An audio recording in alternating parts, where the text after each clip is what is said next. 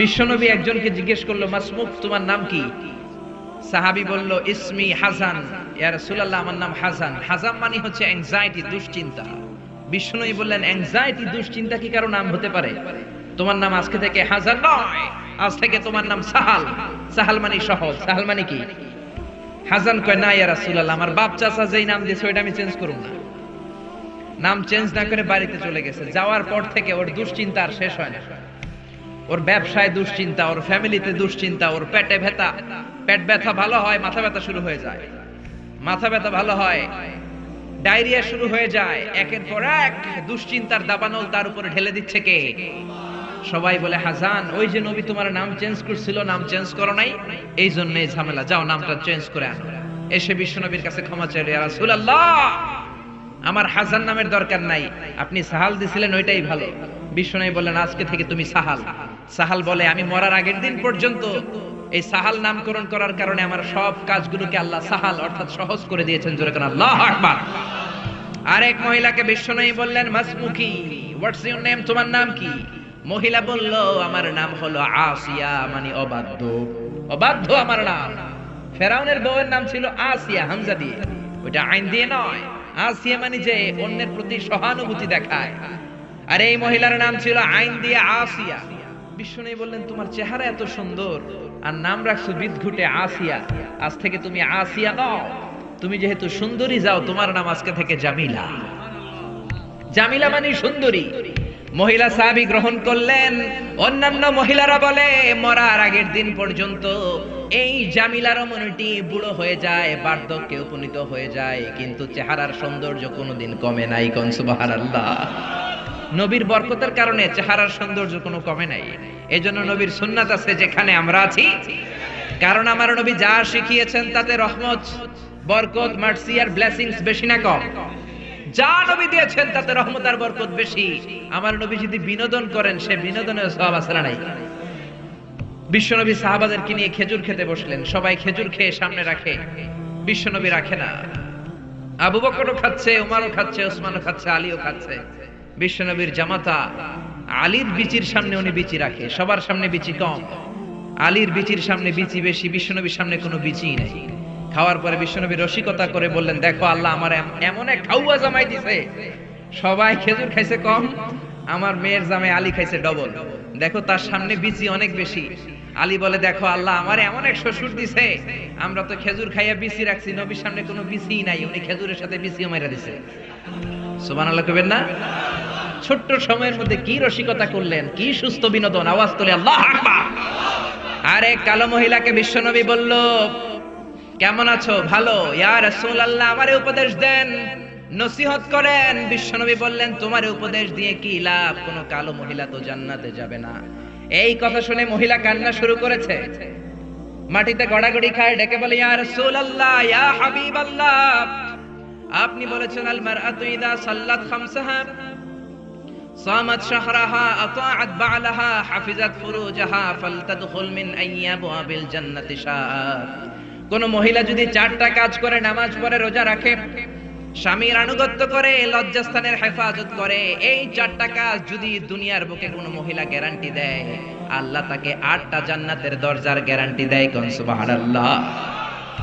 ও নবী, আমি তো চারটাই করি, জান্নাতে যাব না কেন? আমি কালো দেখে?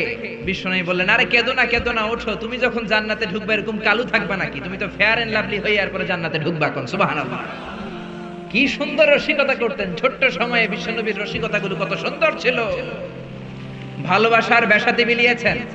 স্ত্রীকে যেমন ভালোবাসতেন, বন্ধুদেরকে ভালোবাসতেন, শ্রমিকদেরকে তেমন ভালোবাসতেন, নাতিদেরকেও তেমন ভালোবাসতেন। কোন সুবহানাল্লাহ। হুসাইন আর হাসান বিশ্বনবীর নাতি। বিশ্বনবী বলতেন, রায়হানাতাইন, এই দুইজন হলো আমার সুগন্ধি, পারফিউম। হাসান হুসাইনের গায়ের এমন কোন জায়গা নাই যে জায়গায় বিশ্বনবী চুমা দেয় নাই। কোন আল্লাহু আকবার। হুসাইন একবার বিশ্বনবীকে বললেন, ও নানাজি, মানিল আমজাদ ইলাল্লাহ, আল্লাহর কাছে কে বেশি দামি? আনতা আম আনা, আপনি নাকি আমি? দেখেন কেমন ধরনের প্রশ্ন। বিশ্বনবীকে প্রশ্ন করলেন, নানাজি, আল্লাহর কাছে কে বেশি দামি? মানিল আমজাদ ইলাল্লাহ, আপনি নাকি আমি? মানিল আমজাদ ইলাল্লাহ, কে আল্লাহর কাছে বেশি দামি, আপনি নাকি আমি? বিশ্বনবী বললেন আনাল আমজাদ, আমি বেশি দামি। শুনতেছেন? হুসাইন বলল কে বেশি দামি? ও মিয়া, নানারে টাইট করে ধরতে পারে একজন, সে কে? নাতি। জোরে বলেন কি? বড় লোকের হাতি আর গরিবের? জোরে বলেন, বড় লোকের হাতি আর গরিবের? হুসাইন বলে নানা বলেন কে বেশি দামি? বিশ্বনবী বললেন আমি দামি। হুসাইন বলল নানা জি আনা লা ওয়াফিক, আমি আপনার সাথে মুয়াফিক না, একমত না। হুসাইন বলল কেন একমত নয়? আমি শুধু তোমারই নবী নই, আমি সব নবীদেরও নবী। আমি নবী, তুমি আমার উম্মত। জোরে কোন ঠিক কিনা? হুসাইন বলল আনা লা ওয়াফিক। বিশ্বনবী বললেন তুমি উম্মত, আমি নবী, দামি তো আমি।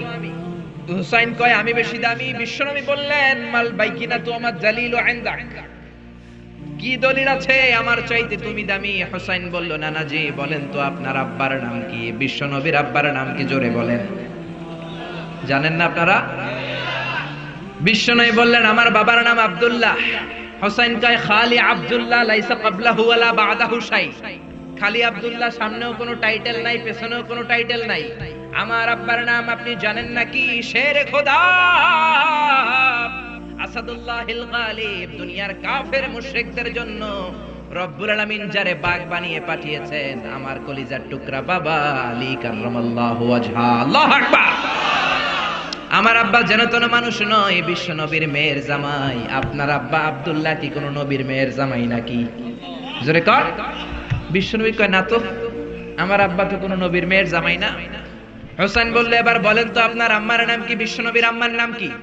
তোরা দেখে যা আমিনা মায়ের কোলে, মধু পূর্ণিমারি শ্বেতা চাঁদ দোলে, যেন উষার কোলে রাঙা রবি দোলে। তোরা দেখে যা আমিনা মায়ের কোলে, কুল মখলুকে আজি ধ্বনি উঠে কে এলোই, কালিমা শাহাদাতের বাণী ঠোঁটে কে এলোই, পড়ে দুরুদ ফেরেশতা বেহেশতের দুয়ারে খোলে। তোরা দেখে যা আমিনা মায়ের কোলে। সুবহানাল্লাহ পড়েন। বিশ্বনবী বললেন আমার মায়ের নাম আমেনা। হুসাইন বলল নানাজি আপনার মায়ের নাম যদি আমেনা হয়, জেনে রাখেন আমার মায়ের নাম ফাতেমা। জান্নাতুন মহিলা নয়, সাইয়্যিদাতুন নিসাই আহলিল জান্নাহ। জান্নাতে যত রমণীরা ঢুকবে সব রমণীদের লিডার হবে আমার মা ফাতেমা। জোরে কোন ঠিক কিনা? আমার মা ফাতেমা কোনো সাধারণ লোকের কন্যা নয়, সাধারণ লোকের ডটার নয়, লাস্ট মেসেঞ্জারের ডটার। কোন ঠিক কিনা? বিশ্বনবীকে তাই তো। বিশ্বনবীর কোনো জবাব নাই, লা জবাব, জবাব দেওয়ার কোনো জায়গা রাখছে নাকি নাতি? রেখেছে। আবার প্রশ্ন করলেন নানাজি মাসমু জাদ্দাতিক, বলেন তো আপনার নানির নাম কি? বিশ্বনবী বললেন আমার নানির নাম বাররা, বাররা বিনতে আব্দুল উজ্জা। হুসাইন বলল নানাজি আপনার নানি বাররারে কয়জনে চিনে? আমার নানির নাম আপনি জানেন নাকি? আমার নানির নাম হলো খাদিজাতুল কুবরা তাহেরা। কোন সুবহানাল্লাহ। এই পৃথিবীতে মর্যাদার দিক থেকে মহিলাদের র‍্যাঙ্কিং এ 5 জন সেরা। ফেরাউনের বউ আসিয়া, ঈসা আলাইহিস সালামের মা মারিয়াম, আমার নানি খাদিজা, বিশ্বনবীর প্রথম কুমারী বউ আয়েশা, আর আমার মা ফাতেমা। আমার নানি 5 জনের মধ্যে আছে। আপনার নানির নাম 10,000 জনের লিস্টেও খুঁজে পাওয়া যাবে না। কোন ঠিক কিনা? ও নানাজি একজন মহিলাকে আল্লাহ আরশের উপর থেকে সালাম দিয়েছেন, সেটা আমার নানি খাদিজা। আল্লাহু আকবার। ও নানা কই আপনার নানি বাররা বিনতে আব্দুল উজ্জা? কই আমার নানি খাদিজা? বিশ্বনবী লাজবাব পাথরের মতো দাঁড়িয়ে আছেন। হুসাইন আবার প্রশ্ন করলো নানাজি এবার বলেন তো আপনার নানার নাম কি? বিশ্বনবী বললেন আমার নানার নাম হলো ওয়াহাব ইবনে আব্দে মানাফ। হুসাইন বলল নানা আপনার নানা ওয়াহাব রে কয়জনে চিনে? আপনার নানার নামটা কয়জনে জানে? আপনার নানার নামটা কয়জনের মুখস্থ আছে? আপনার নানার নামে কয়জনে তাকবীর দেয়? আমার নানার নাম আপনি জানেন নাকি? আমার নানারে এমন কোন মানুষ নাই চিনে না, এমন কোন জিন নাই চিনে না, এমন কোন প্রাণী নাই চিনে না। আমার নানারে মাছে চিনে, গাছে চিনে, পৃথিবীর সবাই আমার নানারে চিনে। জোরে কোন ঠিক কিনা? আমার নানারে চিনে না এমন কেউ নাই। আমার নানা হাউজে কাউসারের মালিক, শাফাতের মালিক। আমার নানার উপরে একবার দুরূদ পড়লে 10টা রহমত নাজিল করবে কে? আমার প্রিয় নানাজির নাম হলো পড়েন মুহাম্মাদুর রাসূলুল্লাহ সাল্লাল্লাহু আলাইহি ওয়াসাল্লাম। আর বিশ্বনবী ধৈর্য ধারণ করতে পারলেন না, ধা ধা করে চোখের পানি ছেড়ে দিলেন, হাউমাউ করে বাচ্চাদের মতো কাঁদলেন। হুসাইনকে বুকের মধ্যে জড়িয়ে ধরে বললেন, হুসাইন রে, ঠিকই বলেছো, আজকের তর্কে আমি হেরে গেলাম, তুমি জিতে গেলা। আমার চাইতে তোমার দাম আল্লাহর কাছে কোটি কোটি গুণে বেশি। কোন সুবহানাল্লাহ। কি ভালোবাসার পয়গাম নিয়ে আসছেন বিশ্বনবী। স্ত্রীকে ভালোবেসেছেন, বন্ধুকে ভালোবেসেছেন, নাতিদেরকে ভালোবেসেছেন। আমার নবী আছে যেখানে ভালোবাসা, মা আয়েশারে কত ভালোবাসতেন। একমাত্র কুমারী বউ রেগে গেলে মা আয়েশার গাল দুইটা আনার ফলের মতো লাল হয়ে যেত। এই জন্য বিশ্বনবী আয়েশা না বলে মা আয়েশাকে ডাকতেন হুমায়রা নামে। হুমায়রা মানে ওই মহিলা, যে মহিলা রেগে গেলে গাল লাল হয়ে যায়। আল্লাহু আকবার। বিশ্বনবী বলতেন, আয়েশা কখন রেগে থাকো তাও বুঝি, কখন তুমি আমার উপর খুশি তাও বুঝি। কেমনে বোঝেন? বিশ্বনবী বললেন, তুমি যখন আমার উপর রেগে থাকো মুনাজাতে বলো, মুসা আলাইহিস সালামের আল্লাহ, ইব্রাহিমের আল্লাহ, আপনি আমাদের উপর বরকত নাজিল করেন। আর যখন তুমি আমার উপর খুশি থাকো, তোমার মেজাজটা খোশ মেজাজ থাকে, মুনাজাতে তুমি বলো, মুহাম্মদ সাল্লাল্লাহু আলাইহি ওয়াসাল্লামের আল্লাহ বরকত দিয়ে আপনি মদিনাটাকে ভরে দেন। কোন সুবহানাল্লাহ। মানে রাগের সময় আমার নাম নিতে চাও না। কত যে ভালোবাসতেন মা আয়েশাকে। জিব্রাইল মা আয়েশার চেহারা জান্নাতের রেশমি কাপড়ে এনে বললেন, দেখেন তো মেয়েটাকে কেমন লাগে। বিশ্বনবী বললেন, মেয়েটাকে আপনার বন্ধু আবু বকরের মেয়ে। আল্লাহরে ডেকে বললেন, আল্লাহ আয়েশারে আমার ঘরে পাঠাতে চাইলে দেরি করো কেন, তাড়াতাড়ি পাঠিয়ে দাও। কোন সুবহানাল্লাহ। কয়েকদিন পরে ডিরেক্ট প্রপোজ। জিব্রাইল এসে বললেন, আল্লাহ প্রপোজ করেছে। এই হচ্ছে আয়েশার ছবি। আমি জিব্রাইল বিয়ের ঘটক, আল্লাহ হলেন কাজী, আপনার মতামত বলেন। বিশ্বনবী বললেন, জিব্রাইল তুমি যদি বিয়ের ঘটক হও, আল্লাহ যদি হয় কাজী, আমি বিয়েতে রাজি। কোন সুবহানাল্লাহ। বিয়ে হয়ে গেল। দামি ফার্নিচার নাই, মা আয়েশার জুয়েলারি নাই, অর্নামেন্টস নাই, কিন্তু ঘরের ভেতরে সুখ আছে না নাই? এজন্য পাই নাই, খাই নাই, আল্লাহ কিছু দিল না, এগুলা কইেন না। অল্প খান, অল্প পড়েন, অল্প জমান, আর শুকরিয়া করেন, বাড়াই দিবে কে? বিশ্বনবী মা আয়েশারে বিয়ে করলেন। খালি সুখ আর সুখ, ঘরে কোনো ফার্নিচার নাই, খাট নাই, টেবিল নাই, আছে শুধু শান্তি। কি আছে? গভীর রাত, নতুন বিয়ে হলো।